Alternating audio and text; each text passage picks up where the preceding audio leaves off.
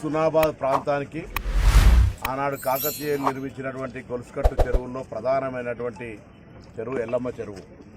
ఈ ఎల్లమ్మ చెరువు ద్వారా మత్తడి దునికినా లేదా ఇంకా ఇతర చెరువుల యొక్క ఇన్పుట్ అంతా కూడా రాత్రి వర్షాలతో ఎక్కువ రావడం వల్ల ఇది ఎల్లమ్మ చెరువు కూడా మత్తడి దునికేటువంటి ఇన్ఫ్లో ఉంది. అందుకే గంగమ్మ తల్లికి పూజ చేసి అందరిని చల్లంగా చూసి పాడి పంటలతోటి ఆరోగ్యాలతో ఉండే విధంగా ఆశీర్వదించి మనం ఆ గంగమ్మ తల్లిని ప్రార్థించడం.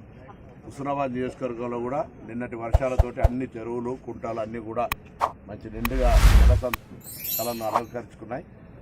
కాబట్టి రాబోయే సీజన్ లోపల ఎక్కడ ఇబ్బంది లేకుండా ఉండే విధంగాతో పాటుగా మరి రైతులందరూ కూడా ఈ యొక్క నీటిని వినియోగించుకొని ఇంకా ఉత్పత్తులు ఎక్కువ చేసుకునే విధంగా మారుతున్న కాలానికి అనుగుణంగా వాణిజ్య పంటల్లోకి వస్తూ వ్యవసాయ అభివృద్ధిని చేసుకోవాలని సందర్భంగా కోరుతా ఉన్నాను. ప్రకృతి దేవత అందరి మీద సహకరించి అందరికీ ఆశీర్వదించే విధంగా ఉండాలని కోరుతూ ఈ హుస్నాబాద్ అభివృద్ధిలో ఎల్లమ్మ చెరువు అనేది ఒక ప్రధానమైన భూమిక. దీనికి సుందరీకరణ టూరిజంతో పాటుగా ఈ యొక్క డ్రింకింగ్ వాటర్ ఇష్యూస్లో కూడా ఈ యొక్క ప్రాజెక్టును ఇరిగేషన్ డ్రింకింగ్ కొరకు వాడుకునే ప్రణాళికలు తీసుకొని పోతాం.